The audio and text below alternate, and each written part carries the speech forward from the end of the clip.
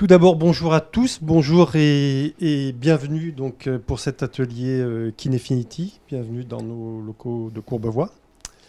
Donc, pour rappel, Kinefinity, c'est une distribution donc, exclusive en France Vidéo Plus. Michel, qui nous vient d'Allemagne, que je remercie, va donc animer cet atelier. L'idée, c'est que ce soit interactif et que vous en tiriez tous quelque chose. Donc, je suppose que vous n'hésiterez pas à l'interrompre pour lui poser toutes les questions qui vous viennent. Donc, une caméra magnifique à un prix extrêmement abordable, avec du gros capteur et des high frame rate, hein, bien sûr. Donc, je vais vous laisser animer cet atelier, Michel, et puis je vous souhaite une belle présentation. Merci à vous. Merci bien d'être venu. Alors, je vais aujourd'hui, on a deux parties de cet événement. La première partie, je vais faire une présentation un peu introductive de la marque Kinefinity et de la Mavo LF. Et ensuite, on va faire, vous pouvez poser des questions, et ensuite on va faire un petit workshop où je vous montre d'abord un peu plus en détail certaines fonctions de la caméra. Le workshop, il est sur le thème de l'exposition, comment exposer la caméra, différentes techniques et à quoi il faut faire gaffe. Et voilà. Et après, à la fin de ça, on va essayer de faire quelques exercices, types d'exercices avec ce que vous avez appris pendant le workshop, et vous pouvez l'appliquer vous-même avec les caméras qu'on a ici.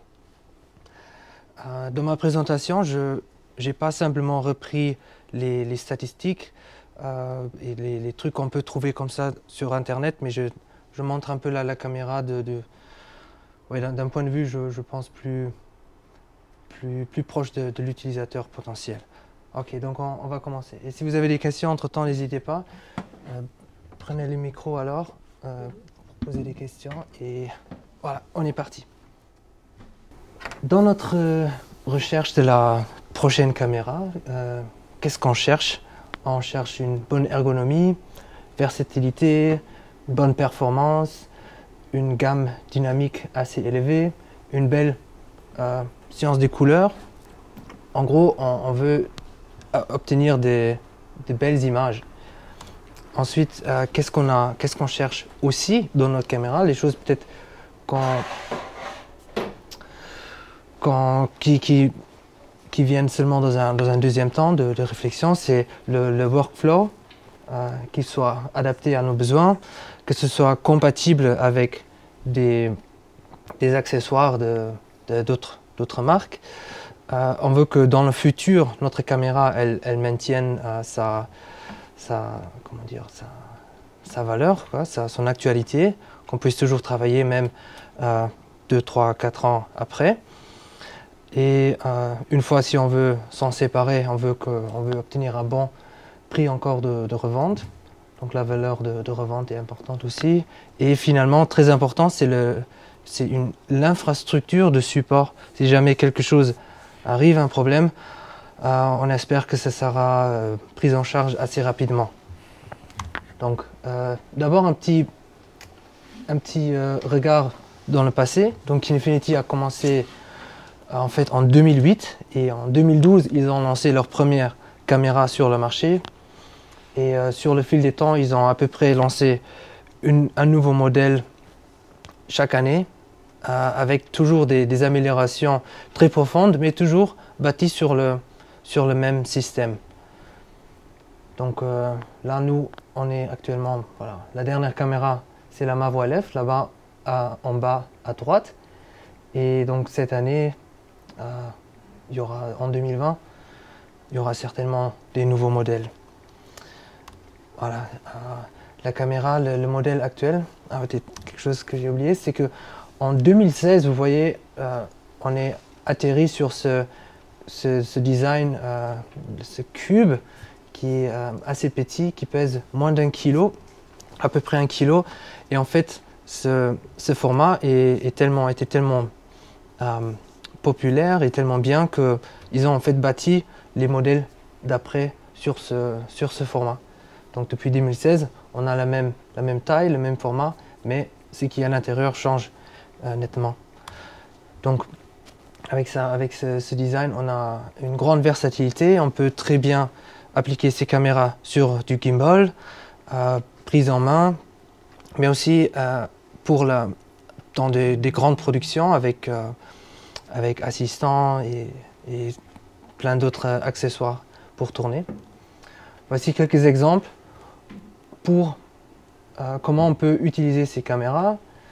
Donc à gauche en bas, vous voyez le mode handheld, pris en main, avec un écran monté directement sur le boîtier.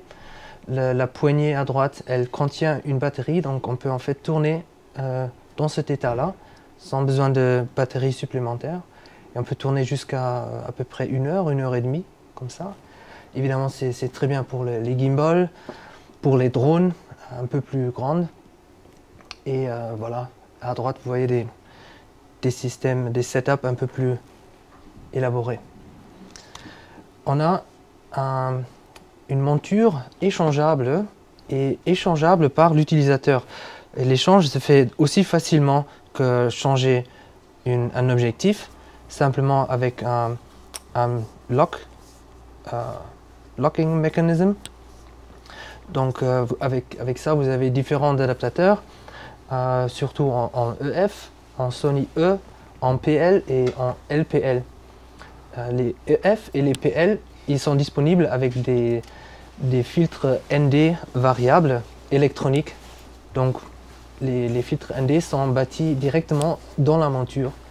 Donc c'est ce système-là qu'ils ont choisi.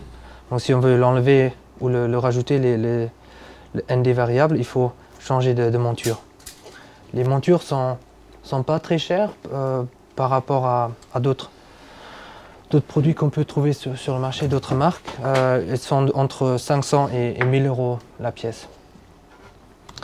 Voilà. Dans la LF, on a un capteur 6K large format, donc qui a une taille, je veux dire à peu près le maximum de ce qu'on peut trouver en termes d'objectifs ou d'autres caméras sur le marché. Il y a juste la Arri 65 qui est plus grande, mais bon, ça c'est pas vraiment quelque chose qu'on trouve dans la vie quotidienne. Malgré que ce soit un capteur large format, on peut aussi cropper, donc pour obtenir d'autres résolutions, mais on peut aussi tourner en 4K et en 3K avec la pleine capture de l'écran. Donc la caméra, elle fait à l'intérieur du boîtier, elle fait ce qu'on appelle le oversample. Donc elle prend l'image 6K, elle le transforme en 4K et on peut enregistrer comme ça directement. Donc même si c'est une caméra avec un capteur 6K, on peut quand même tourner en 4K en plein format. Voilà, très intéressant aussi, on a le Dual ISO, Dual Native ISO. On a une base de 800 et de 5120. Parfois dans la présentation, je vais dire 5000 pour le faire simple, mais pour que vous sachiez le chiffre exact, c'est 5120.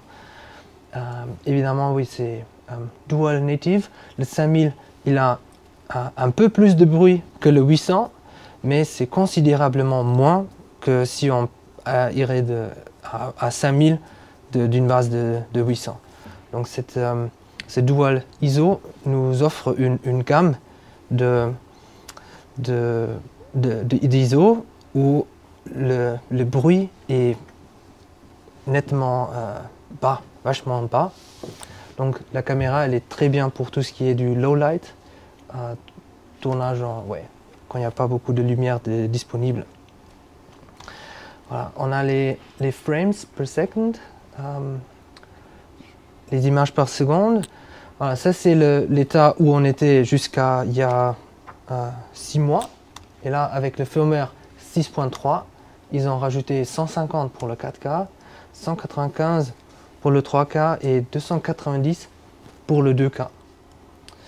Et ça, tout ça, c'est disponible dans à peu près tous tous les codecs.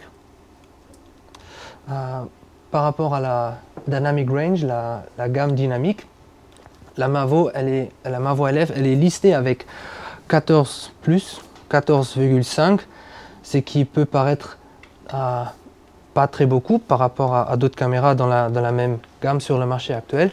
Mais il faut dire que différents constructeurs ont différentes philosophies quand il est à la gamme dynamique. Par rapport à le chiffre qu'ils annoncent, certains préfèrent mettre des grands chiffres, mais la question si on arrive effectivement à obtenir 16 ou 17 points, c'est pas très clair. D'autres constructeurs comme Arri sont plus conservateurs, mais on est sûr de vraiment avoir ces 14 stops. Et ouais, Kinefinity est plutôt dans la catégorie des constructeurs conservatifs par rapport à ça. Alors, je vous montre quelques exemples d'images qui sont représentatifs pour ce qu'on peut faire avec la caméra. Évidemment, ça c'est juste des photos, même pas de très haute résolution, donc c'est pas l'image vraie de la caméra, mais juste pour vous donner une idée. Là, vous avez une image qui est à peu près le plus difficile pour une caméra à obtenir.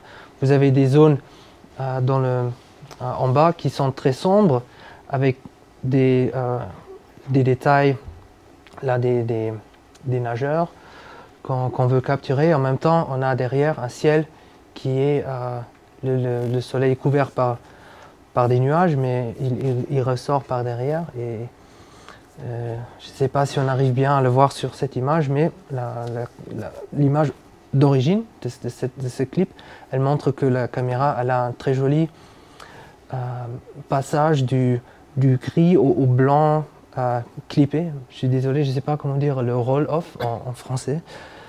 Mais voilà, si on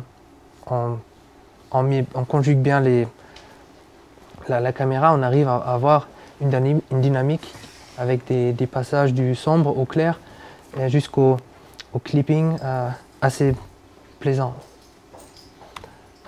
Ok, là encore une image d'exemple. Et là, vous avez toutes les zones sombres où on maintient toujours du détail, et vous avez en bas les réflexions du soleil qui paraît quand même de façon assez naturelle. Donc même si ça clip, ça fait pas des trous blancs dans le footage, mais en général, ouais, vous avez un roll-off assez bien. Voilà encore un petit exemple pour la science des couleurs. Et encore. Et encore. Ah, évidemment, comme j'ai dit, c'est pas très représentatif, mais j'espère que... Ça va, c'est un oui. rouge qui est brut. Non, ça c'est coloré. Ouais. Okay. Un peu du feedback des utilisateurs. On a une communauté en ligne, un groupe Facebook qui contient, je n'ai pas le chiffre exact, mais je crois actuellement c'est 14 000 utilisateurs, dont beaucoup ont eux-mêmes des caméras et depuis des années.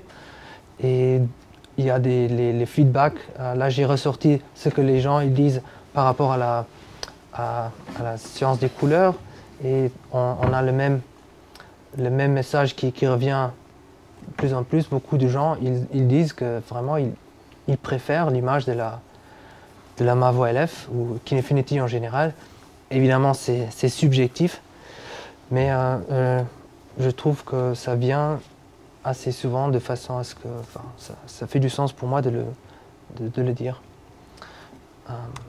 Ensuite, en termes de workflow, on a les codecs. On va sur du codec purement ProRes. Actuellement, on a déjà tout ce que vous voyez à gauche. On a les ProRes comprimés jusqu'à 4x4 XQ. Et dans le futur, on aura du ProRes RAW. Actuellement, en RAW, on a le Cinema DNG, mais dans la pratique, c'est pas un codec très simple dorénavant. Et en plus, comme les logiciels majeurs ne supportent pas le DNG de Kinefinity, il faut manipuler plusieurs trucs avant qu'on puisse vraiment travailler avec. Donc c'est un peu ennuyant de travailler avec le RAW actuel. Pour ça, on va aller sur du ProRes RAW. Quand exactement, on ne sait pas encore, mais on estime que ça va arriver à un moment donné cette année. Voilà. Ensuite, encore un petit mot sur la compatibilité en termes d'objectifs.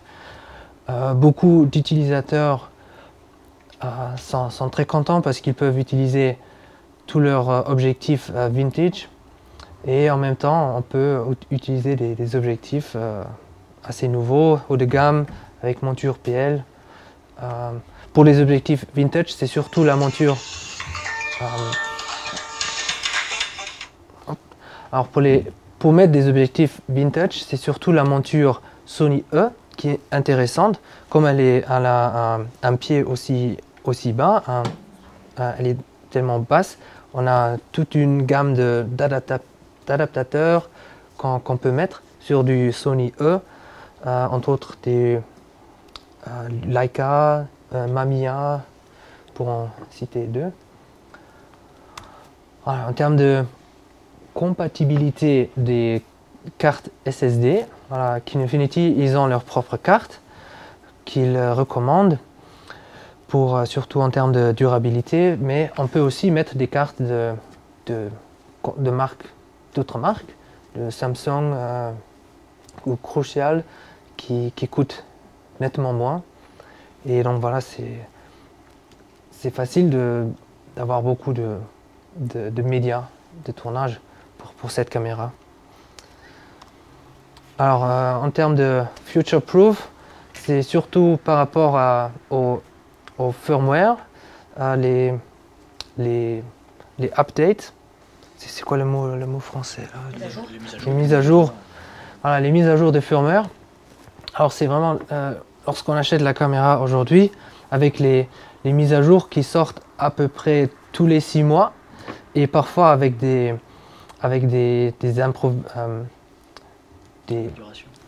améliorations très majeures et même des fonctions entières qui sont rajoutées. Voilà, on peut se retrouver 1 an, 18 mois après l'achat initial avec une caméra qui est totalement différente de ce qu'on avait acheté au début.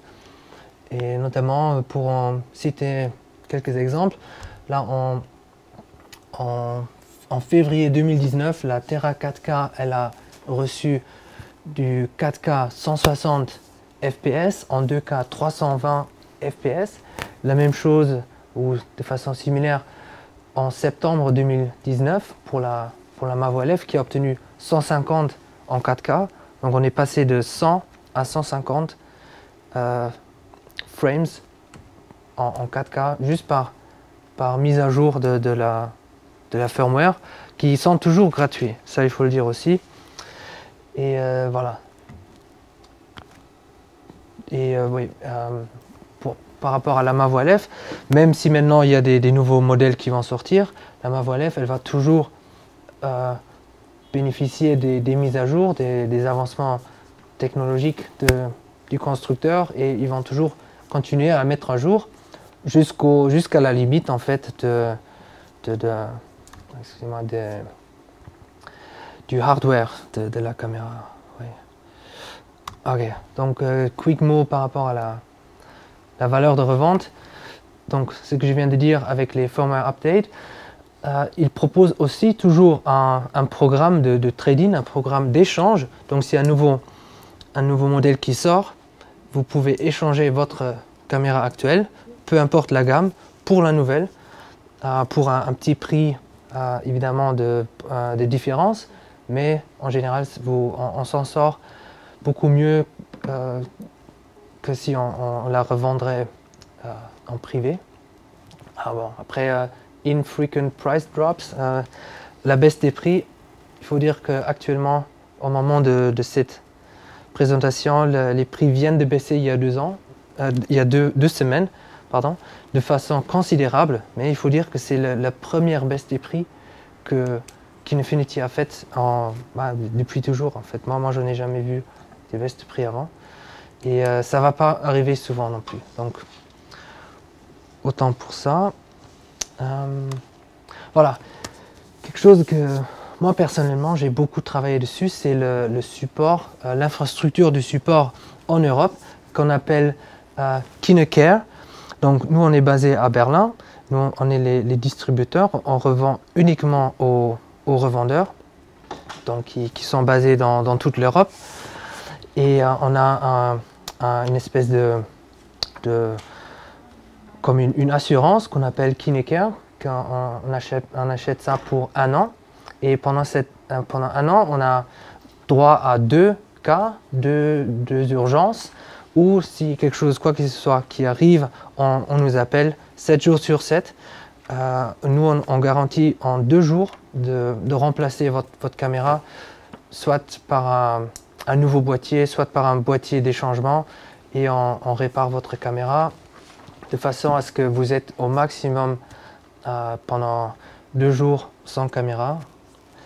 Et avec le réseau de revendeurs et de location qui grandit constamment, il y a aussi possibilité de trouver d'autres solutions. Par exemple, on peut louer une caméra si jamais la sienne elle est en panne. Voilà. Et je suis assez fier pour notre service en termes de temps de réparation. C'est que la plupart des choses, on arrive à les réparer sous moins d'1 semaine. C'est pas rare qu'une caméra rentre cassée, elle ressort le même jour, entièrement réparée. Donc voilà, nous on fait pas, comment dire, nous on met à première place, c'est l'utilisateur, le fait que l'utilisateur ait une caméra qui fonctionne. Et voilà, pour en arriver là, on fait tout ce qu'on peut pour que ça fonctionne, et avec une collaboration très proche avec nos revendeurs et avec le constructeur. Donc voilà, c'est tout pour ça. Ouais, juste, il y a le droit à seulement 2 urgences, c'est ça? Ouais, c'est ça. 2 urgences par an. Et par contre, si on n'a pas d'urgence, on peut renouveler pour la moitié du prix la première fois. Et si on n'a pas d'urgence encore, on peut renouveler, ce sera renouvelé gratuitement indéfiniment. Okay. Ouais. Et les urgences, c'est quoi? C'est la caméra cassée, c'est le capteur cassé? En fait, c'est l'utilisateur peut choisir, comme c'est un service payant. Okay. C'est lui qui choisit pourquoi il veut utiliser ce service. Évidemment, on a mis en place un numéro de téléphone pour éviter que ce soit juste une faute d'utilisation. Donc, on va essayer de guider le client, et si on n'arrive pas, si on décide, ouais, il faut vraiment la renvoyer, voilà, on fait ça. D'accord, ok. Et juste pour dire, c'est un service assez récent, seulement depuis 2 mois qu'on le propose, mais on a déjà eu quelques cas et ça a très bien marché. Juste pour vous dire, on l'a testé, ça fonctionne. Ouais, je voulais savoir si...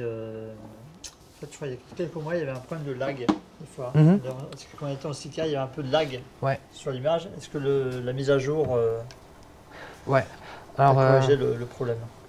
Ouais.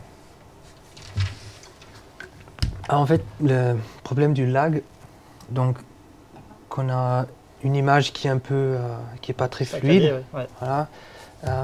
C'est à plusieurs niveaux. L'un, c'est au niveau du playback. Ouais. Donc, on capture quelque chose en 6K avec les codecs les plus élevés. Et si on fait le playback, jusqu'à récemment, la caméra n'arrivait pas à ramener le playback de façon fluide.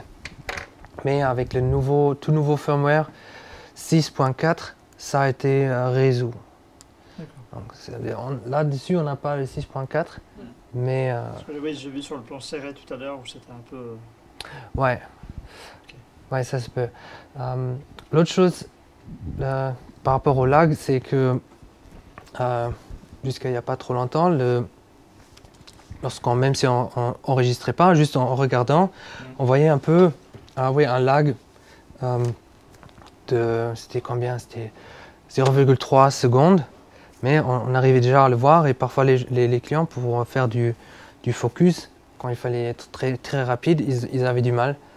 Et ça a été enlevé en fait, ça a été amélioré. Ouais.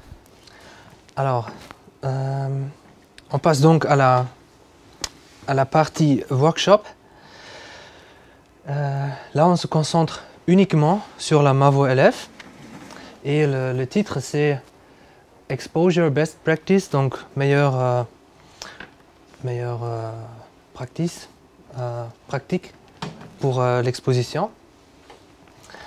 Voilà, j'ai fait ça en collaboration avec un DOP qui s'appelle Lee Underwood, qui travaille avec nous pour les Mavo LF. Donc lui, il a testé les caméras et il nous a aidé à établir surtout les côtés techniques de ce workshop. Alors, d'abord on pose la problématique. Si on expose la caméra, on regarde d'abord combien de lumière j'ai à ma disposition. Comment est-ce que je veux distribuer la gamme dynamique? Est-ce que si j'ai des parties très claires, je vais faire en sorte que j'ai plus de gamme dans les hautes lumières et l'inverse, si on n'a pas beaucoup de lumière, on distribue la gamme plus dans les ombres. Et finalement, quel élément de ma caméra est-ce que je veux maintenir pour arriver à un certain effet? Par exemple, on veut tourner avec le diaphragme tout à fait ouvert, ou si on tourne par exemple du sport, des scènes de sport, on va tourner avec un shutter speed assez élevé, des choses comme ça. Voilà, et finalement, la sensitivité de la caméra, c'est comme ça, hein, sensibilité de la caméra, qui donc s'exprime en ISO normalement. Voilà, avec la Mavo LF, on va parler de 4 techniques différentes. Ça c'est un peu le programme de ce workshop. D'abord, on va parler du mode ISO, donc le dual ISO qu'on a vu tout à l'heure, qui est le mode le plus connu. On va parler d'un mode spécial qui s'appelle le Highlight Stop Setting. C'est en fait une configuration qui nous permet de choisir comment on distribue la gamme dynamique, plus dans les hautes lumières, plus dans les ombres. On va parler du EI mode, qui est un mode un peu plus avancé, un peu plus complexe que le ISO. On va essayer de voir la différence entre les deux.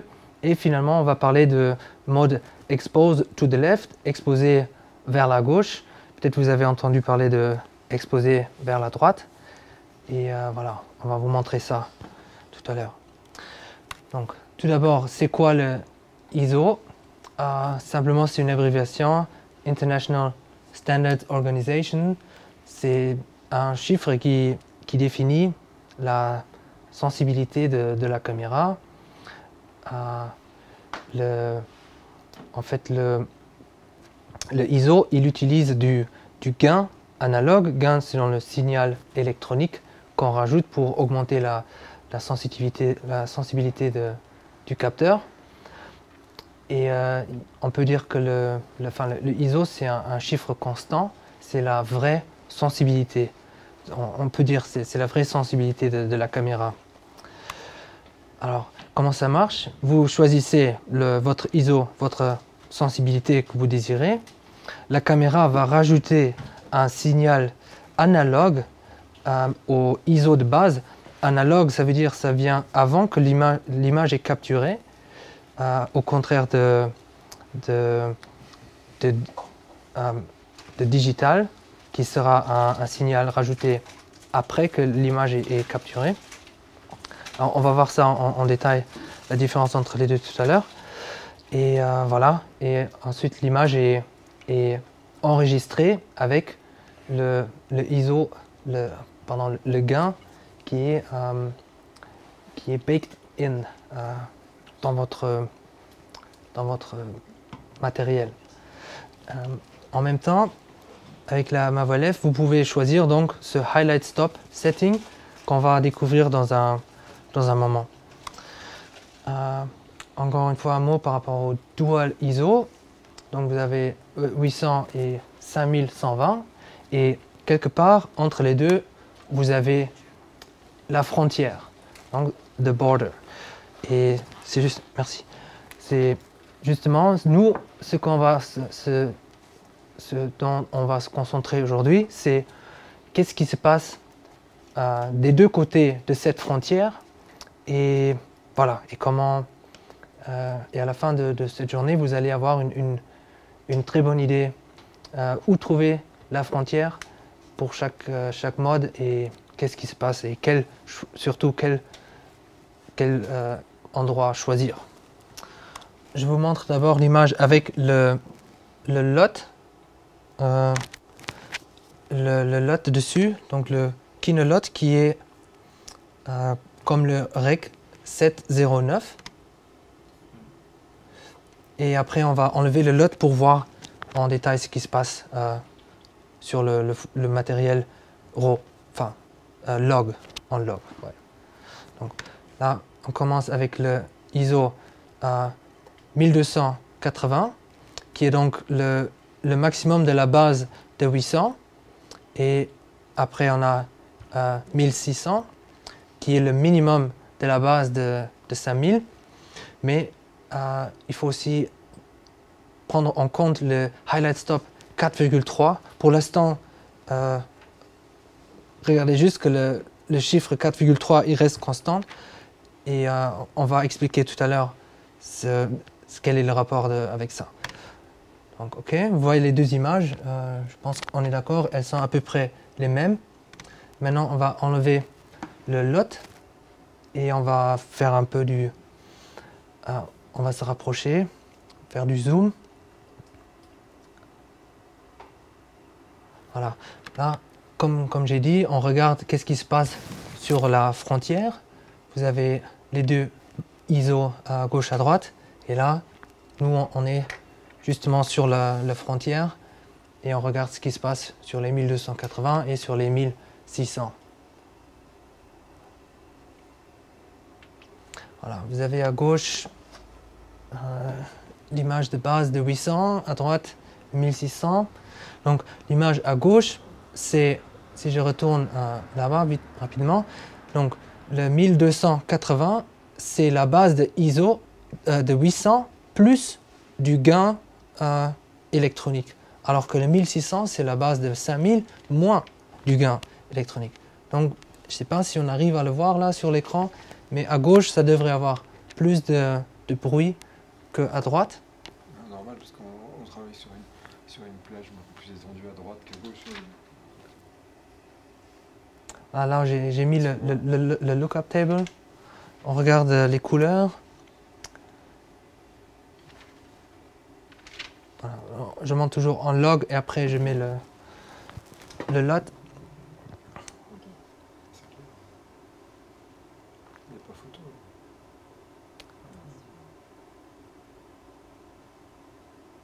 Voilà. Et encore une fois, les noirs, vous voyez non seulement, enfin, là on ne le voit pas vraiment bien, si vous voulez après le regarder sur mon écran, là on le voit mieux, mais à gauche vous avez nettement plus de bruit qu'à droite, alors que théoriquement on est dans un ISO en dessous. Et dans la logique, dans le temps, avant le dual ISO, on disait qu'un ISO plus bas équivaut à un bruit moindre. Ce phénomène, c'est vraiment l'essence de ce programme. Et on va voir, ça va revenir tout le temps. Juste, je veux vous montrer encore, vous avez non seulement plus de ISO, mais vous voyez aussi un peu, les couleurs, c'est un peu plus, il y a un peu moins de couleurs. Vous voyez, c'est un peu plus faded, on dit en anglais. Pour arriver à l'un ou à l'autre respectivement, de l'un côté, on rajoute du gain électronique, de l'autre côté, on en enlève. Voilà, au final, c'est assez simple, mais maintenant, vous avez bien compris les phénomènes qui se passent là. Voilà. Ok, on repasse sur la présentation. Ok, donc ISO, c'est bien compris maintenant. Maintenant, je vous parle de ce Highlight Stop Setting. Donc, encore une fois, je vous explique brièvement. C'est simplement, nous on peut choisir comment on partage, comment on distribue la gamme dynamique. Si on va dire on a 14 stops en tout, voilà, combien est-ce qu'on attribue aux hautes lumières, combien on attribue aux ombres.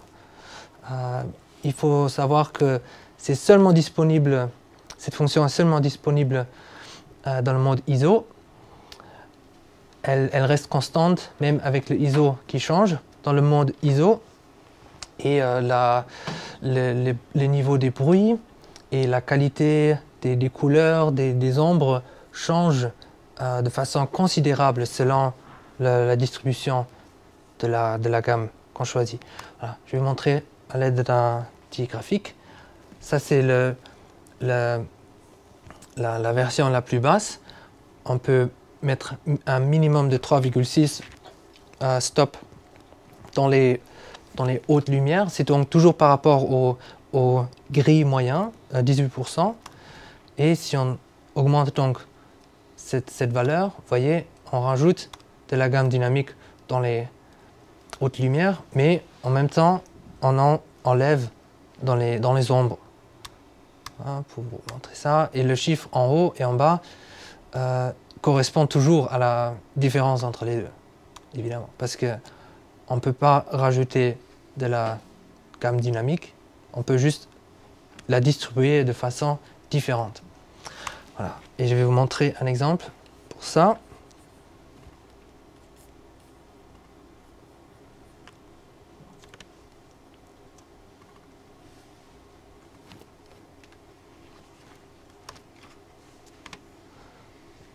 Donc on va faire pareil. Je vous montre d'abord l'image avec le clip avec le lookup table dessus. Regardez, là on est en 3,6, donc on a le minimum. On est en base ISO de 800. Et là on augmente progressivement. Là on est en 4,3. Là on est en 5. Et là on est en 5,6. Ok, je vais vous remonter ça. Remontrer ça. Et si vous voyez des différences un peu dans les couleurs, dans la température de couleur, ça c'est parce que le soleil il rentre et il sort. Donc on ne voulait pas trop changer, corriger ça. Et c'est pas grave parce que c'est pas ce qui importe pour ce, juste pour démontrer. Regardez si vous voulez la lumière dans la partie gauche. Okay, maintenant, voilà, on est dans les highlight stops les plus bas et on augmente progressivement.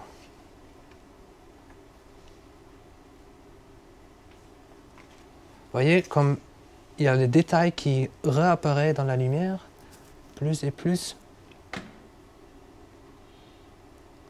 Voilà. Et je vais vous montrer la même chose en close-up. Donc là, on commence par le 3,6. Vous voyez, il n'y a pas de détails à l'intérieur du fil incandescent. Là, on augmente. Déjà, il y a un peu de détails qui apparaît. On augmente encore. Il y a du détail et de la couleur qui apparaît. Et finalement, avec le maximum, voilà, c'est un peu mieux. Mais vous voyez là, la différence entre les deux. Et là, on regarde ce qui se passe avec le histogramme. Donc là, vous avez cette petite montagne qui est coupée, qui a la tête coupée. Voilà, cette ligne que vous voyez, c'est donc les hautes lumières qui clippent. Donc là, on perd tous les détails et ça devient une zone entièrement blanche. Et là, vous allez voir, si on augmente les highlight stops, voyez comme la montagne, elle grandit. Donc on attribue plus de gamme dynamique dans ces zones-là. Ouais. Ouais, c'est vraiment de façon considérable. Et ça, c'est pas un effet généré avec l'ordinateur, c'est simplement effectivement ce clip-là avec les histogrammes. Je vous remonte ça.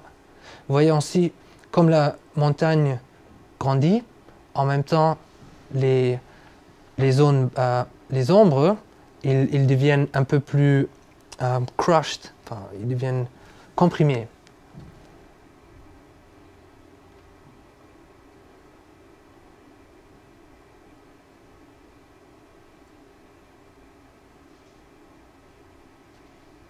Voilà. Et donc, ce qui se passe là, encore une fois, juste pour démontrer par rapport au graphique qu'on a vu tout à l'heure. Ouais, c'est bon. C'est ça. Oups. Voilà. Encore une fois. Voilà. Maintenant, surtout intéressant, qu'est-ce qui se passe dans les noirs? Donc on a vu, on gagne du détail et en couleur, en qualité de la couleur dans les hautes lumières. Qu'est-ce qui se passe dans les ombres? Donc là, le plus bas, 4,3. Vous voyez déjà une espèce de décolorisation des ombres. Et voilà, là l'image devient même, obtient un peu un caractère magenta. Et encore une fois, on ne le voit vraiment pas bien là sur cet écran, mais le bruit, il augmente de façon considérable. Je vous montre ça encore une fois.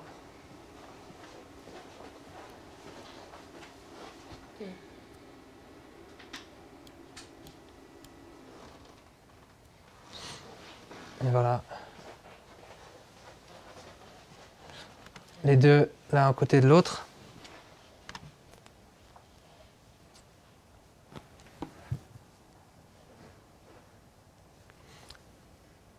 Voilà. Donc, en conclusion, on peut dire que c'est Highlight Stop, c'est une fonction qui peut parfois, entre guillemets, sauver la vie, mais il faut faire très attention avec les ombres parce que la qualité des ombres, elle diminue nettement, même si là on a seulement deux stops qui diminuent. En réalité, l'effet il est assez grave, je trouve. Donc voilà, c'est une option qu'on peut s'en servir, mais il faut savoir que c'est à détriment d'autres choses. Voilà. Et on peut, de la même façon, on peut le faire dans l'autre sens. On peut faire en sorte qu'on a des ombres, plus de dynamique dans les ombres, mais on perd alors dans les hautes lumières. Donc là, je voudrais qu'on revienne sur le tableau d'avant. Parce que j'ai pas bien... Ouais, vous pouvez prendre le micro. Et si vous pouvez revenir un peu sur le tableau d'avant, là. Mais parce que moi, j'ai pas bien saisi lequel est le mieux en fin de compte. Ah, alors attendez.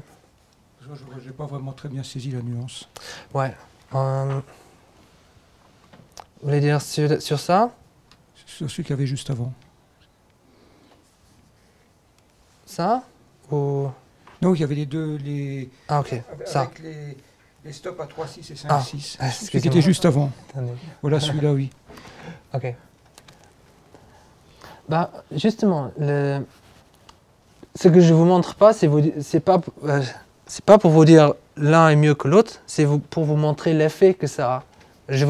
Avant, je vous ai montré l'effet dans les hautes lumières. Oui, ça, j'ai bien compris. Là, je vous montre l'effet dans les basses lumières. Lequel est mieux des deux? C'est à vous de choisir à la fin. Mais dans lequel on a le plus de détails dans les basses lumières? Ah, dans le gauche. C'est celui à gauche. Ouais. Je suis désolé, l'écran il coupe un peu.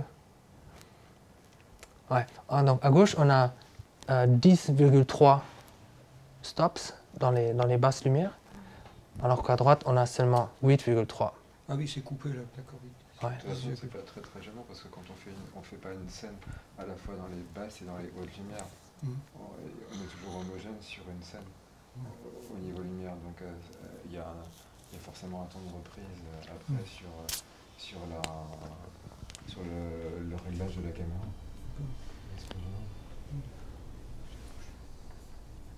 Mais bon, c'est intéressant de voir le bruit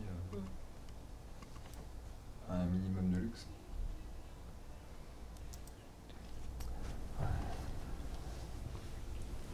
Et, ah oui, j'ai une question quand même. Oui. Est-ce que... S'il te plaît. Oui. J'ai une question. Est-ce que par rapport au bruit là, si on... mettons, si on fait du full frame au lieu du ProSec, est-ce que ça a une influence là au niveau par rapport à la technologie de la caméra? Est-ce que ça a une influence sur le bruit? Oui. Quel que soit le AS-Loft. Oui. La résolution, elle a un effet direct sur le bruit. Sur le bruit. Ouais. Peut-être moins sur les couleurs du bruit, mais sur le bruit en soi, ouais. Donc il y aura plus de bruit. Il y aura encore plus de bruit. Ça dépend de...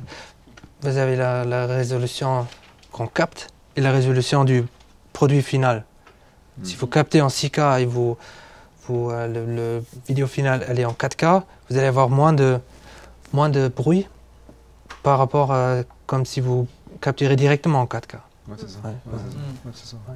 Donc ça c'est pas quelque chose de spécifiquement à Kinefinity, mais en même temps le 4K qu'on enregistre directement dans la caméra, si on prend celui avec le full frame, donc il fait du oversample, la qualité elle est meilleure que si on crop dans le capteur.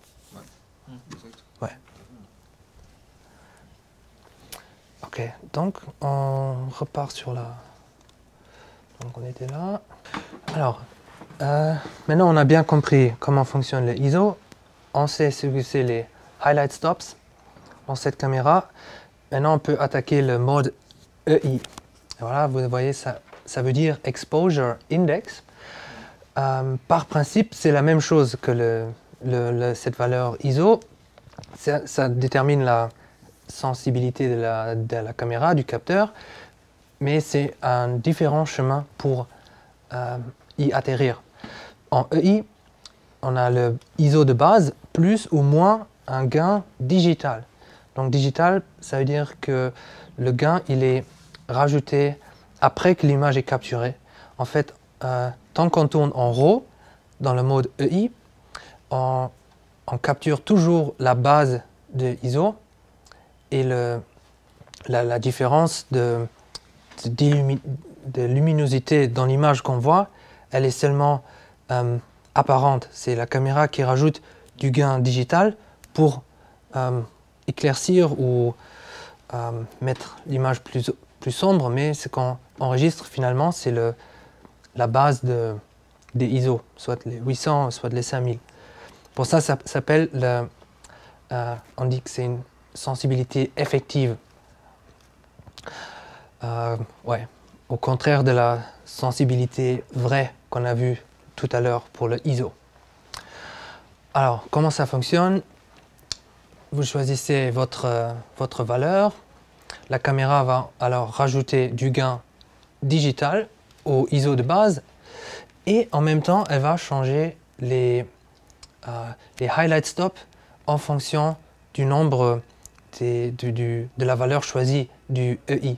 On va voir ça là dans un moment, mais ça veut dire que ici vous n'avez plus le contrôle sur le highlight stop et ça veut dire qu'il faut forcément connaître cette distribution de la gamme de dynamique pour bien savoir s'en servir du mode EI. Donc là on voit comment la caméra elle distribue les highlight stops. Donc encore une fois la caméra fait ça de façon automatique. Alors là c'est important de savoir que la frontière entre les deux ISO elle reste constante. Elle est toujours entre 2000 et 2560. Et là encore je vais dire 2500 pour faciliter la chose. Et vous voyez, vous avez une distribution qui est beaucoup différente par rapport à avant. Avant, le maximum dans les hautes lumières, c'était 5,6, alors que cette fois-ci, on peut atteindre jusqu'à 7 dans les hautes lumières. Ok, on va voir la vidéo d'exemple.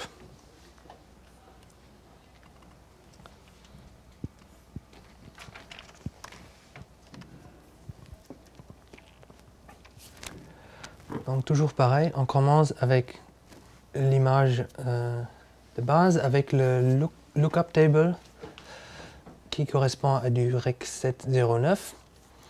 Alors là, on fait pareil, on passe entre les frontières, gauche à droite. Voilà, sur l'image en entière, vous ne voyez pas vraiment la différence, mais si on zoome un peu, d'abord le gauche de la frontière, là où on avait 7 highlight stops, vous voyez, on a pas mal de détails dans la lumière, comme on a vu tout à l'heure avec le highlight stop vidéo, alors qu'à droite, c'est entièrement parti, entièrement blown out. Et on va voir différents exemples. Voilà, les noirs, là on le voit encore mieux. Ici, même si j'arrête l'image, vous voyez, à gauche vous avez nettement plus de bruit qu'à droite, alors que, encore une fois, on est seulement une étape en dessous en fait du ISO 2500, enfin du EI 2500. Ouais, c'est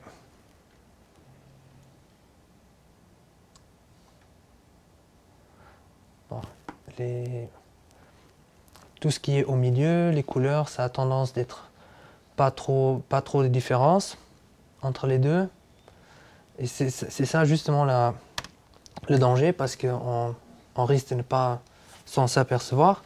Et après, on enregistre comme ça et on voit dans post que les ombres, il y a du bruit terrible et voilà, on risque de perdre le shot. Donc, encore une fois, on se trouve là entre les 2000 et les 2500. Et vous voyez, pour les 2000, on a 7 stops dans les highlights et seulement 7 dans les ombres, alors que pour l'autre, on est à 4,6 et moins 9,3. Voilà. Voilà. Pour vous démontrer qu'on a effectivement 7 stops en highlight qui sont nettement plus hauts que l'image de droite. Vous voyez la petite montagne qu'on a vue tout à l'heure, les plus hautes. On n'a même pas... Attendez, excusez-moi. Je ne sais pas si vous arrivez à voir, mais alors qu'à droite, on a vraiment une ligne pour les hautes lumières qui sont clippées, alors qu'à gauche, on a encore... C'est pas une ligne, il y a encore des nuances entre les blancs, donc ça veut dire que c'est pas vraiment tout à fait clippé. Donc, ouais. D'où l'intérêt en fait de ce mode selon la situation qu'on tourne. Vous voyez, on peut vouloir avoir cette highlight stops. Voilà. Encore une fois, c'est à détriment des ombres. Et voilà. Et ici, en fait, dans ce mode EI, la différence entre les deux, elle est encore plus extrême que ce qu'on a vu dans les deux autres vidéos d'exemple. Voilà. On continue. Donc, conclusion, ISO contre EI. ISO, c'est plus simple à utiliser. ISO, ça rajoute ou enlève du gain analogue, contrairement au gain digital avec le EI.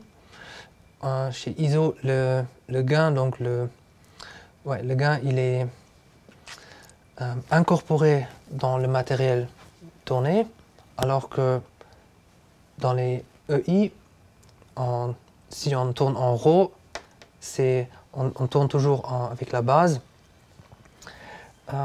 Chez ISO, la base des ISO, elle varie avec les différents highlight stops, alors qu'avec le EI, elle reste fixe. Et avec les ISO, la gamme dynamique, elle est constante. C'est nous qui définissons où on la place, alors que chez le EI, elle change automatiquement. D'ailleurs, je viens de me rendre compte, j'ai oublié de vous montrer quelque chose, notamment, là on dit le 4e point, chez les ISO, on dit Base ISO Border varies, donc la frontière, elle varie selon les highlight stops. J'ai oublié de vous de bien montrer ça tout à l'heure. On va retourner là-bas rapidement. Alors regardez là on est avec les highlight stops en mode ISO. Vous voyez la base ISO en bas de 800. Vous voyez l'ISO le plus haut, on va dire la frontière, elle est entre 800 et 1000 pour les highlight stop 3,6. Si je vais à 4,3, la base des ISO, la frontière, elle monte vers le haut. Maintenant elle est à 1200, 1600. Si j'augmente, maintenant elle est à 2000, 2500. Donc ça c'est à peu près comme le mode EI. Et je peux aussi encore aller plus haut à 3002 et 4000. Donc ça c'est aussi quelque chose qui est extrêmement important de savoir, que si on joue avec les highlight stops, on les modifie, on change aussi la frontière entre les deux ISO. Donc tout ce que je vous ai montré la différence dans la première vidéo tout à l'heure, là ça s'applique notamment à différentes valeurs. Ok. Voilà. Donc, conclusion pour ISO et EI. Dans le principe, les deux, c'est la même chose, mais c'est un différent chemin pour arriver là-bas. Maintenant, conclusion de tout ce qu'on a vu jusque-là, c'est ce graphique-là. Ça, c'est en fait comme comme un... Attends, comment on appelle ça?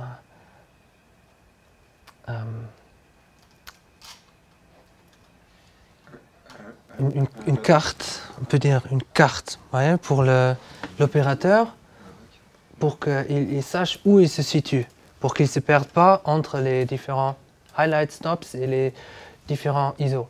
Avec ça, il peut toujours savoir exactement, par exemple, il veut avoir un highlight stop assez élevé, il va sur du 5,6 et dans ce moment-là, il sait, il vaut mieux tourner avec du 4000 alors que du 3002, parce que pour le 4000, je suis dans un bas ISO par rapport au 5000 de base, alors que pour le 3002, ce sera un 800 où on rajoute du gain.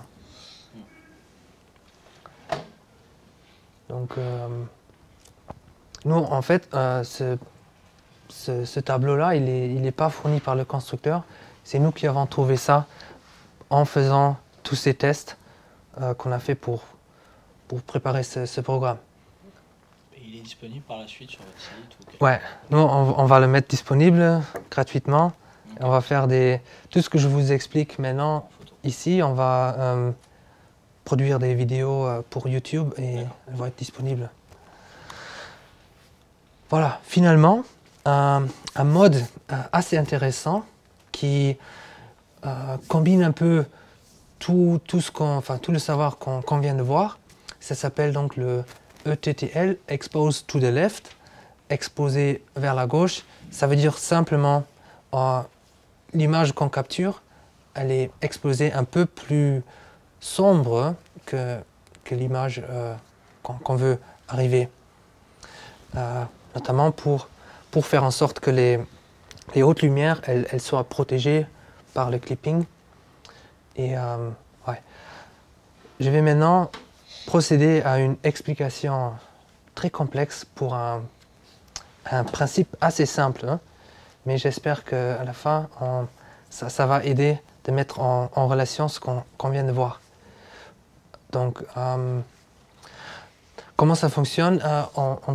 On choisit le sweet spot, donc le rapport entre ISO et highlight stop qu'on a déterminé pour soi, qui soit le mieux, qui a le moins de bruit, les meilleures couleurs et le plus de gamme dynamique disponible dans les deux. Une fois qu'on a trouvé ça, on laisse on ne touche plus à ça.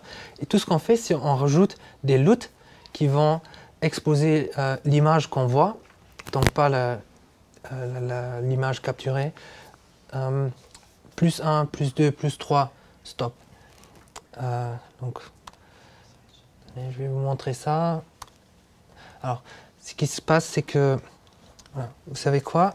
Je vais d'abord vous montrer la vidéo et après, j'explique. C'est mieux. Alors,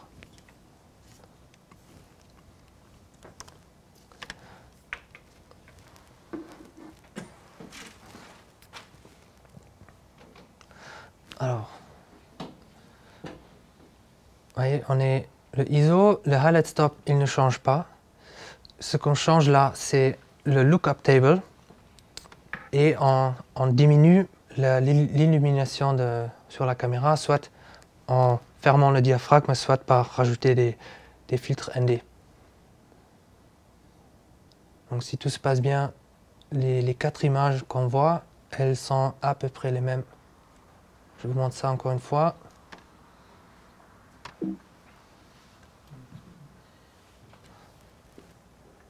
Voilà.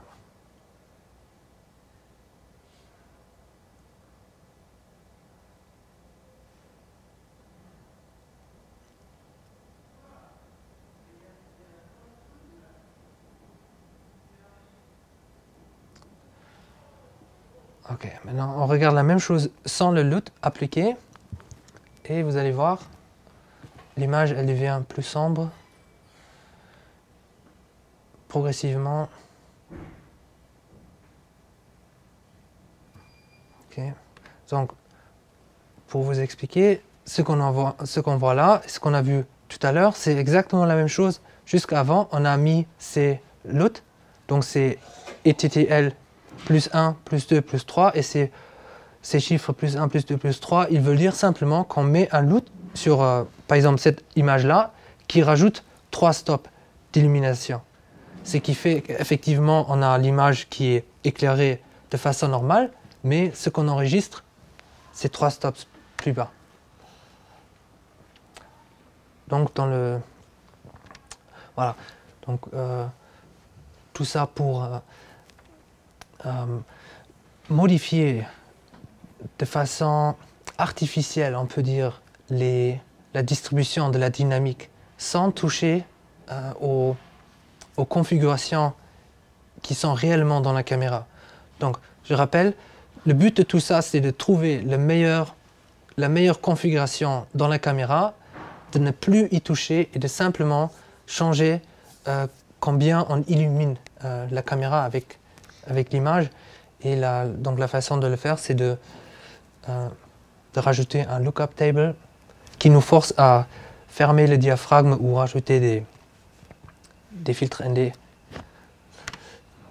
Donc, juste regardez là, sur le ETTL plus 3, on a 7,3 stops dans les hautes lumières, ce qui est un chiffre qui est le plus haut de tout ce qu'on a vu tout à l'heure. Avec les autres modes, on ne peut pas atteindre 7,3 stops dans les hautes lumières. Donc avec cette méthode, on peut en fait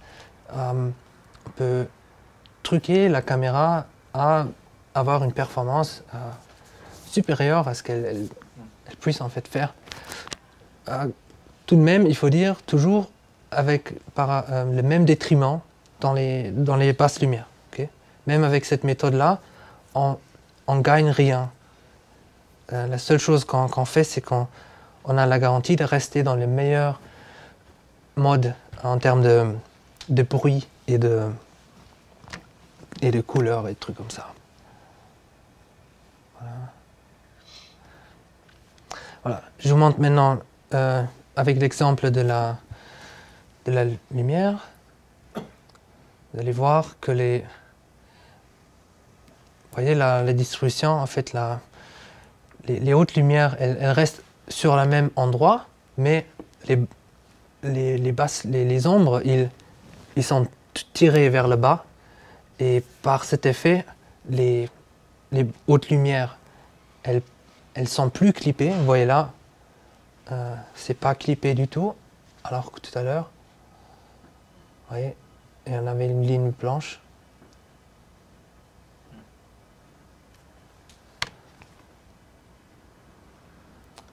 Voilà. En même temps, vous voyez encore une fois les ombres qui sont un peu comprimées. Et on va voir ça dans le prochain exemple, dans la prochaine image. Là, en fait, j'ai... Attendez.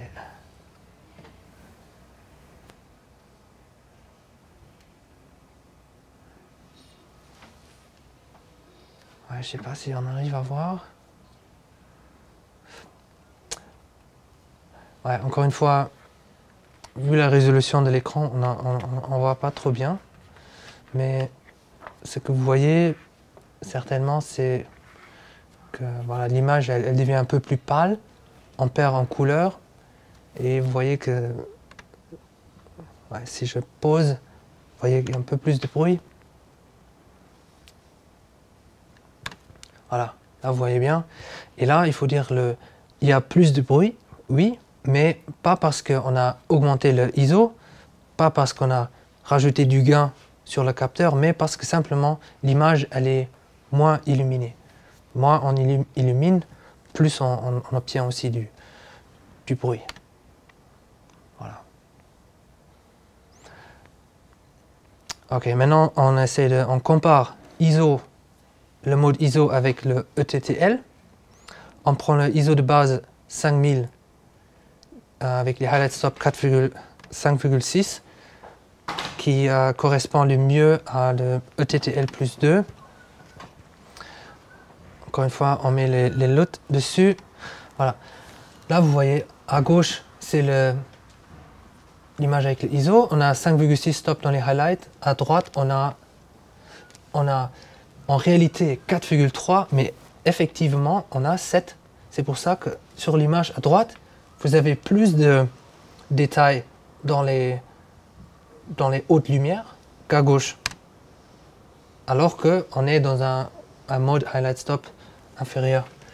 Là, vous voyez avec le histogramme, vous voyez à droite, on a plus de détails dans les hautes lumières pour des ombres un peu moins, un peu plus comprimées. Voilà. Maintenant, en même temps, dans les ombres, sur le mode ETTL à droite, on a une image plus claire qu'à gauche. À gauche, vous avez plus de bruit. Donc, en résumé, avec le ETTL, surtout le ETTL plus 2, théoriquement, vous obtenez une image qui a plus de stops dans les hautes lumières et qui a moins de bruit dans les ombres, qui est qu'on ne peut pas obtenir de façon autre dans cette caméra. Voilà.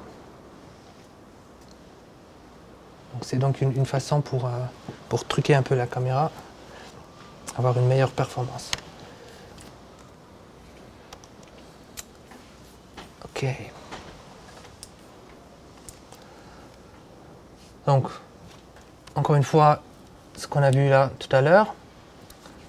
Je rappelle, on garde le ISO constante, les highlight stop constantes, et les chiffres que vous voyez là, les stops dans les hautes lumières qui augmentent, c'est seulement effective.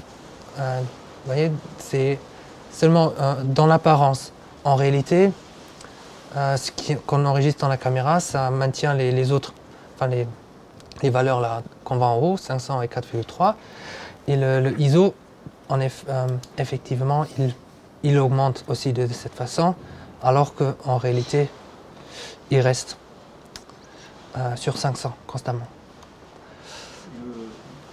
Le TTL2, il fait un meilleur fond, un meilleur plan net, un meilleur fond, mais aussi une meilleure couleur déjà de l'image, et aussi plus fou. C'est plus, ouais. C'est plus sympa. Le TTL2 que les autres, ouais. C'est beaucoup plus contrasté. Ouais, tout à fait. C'est mieux. Ouais. Parce que le TTL simple, c'est pas terrible. Ouais. Pas tout dépend de ce qu'on fait aussi. Ouais.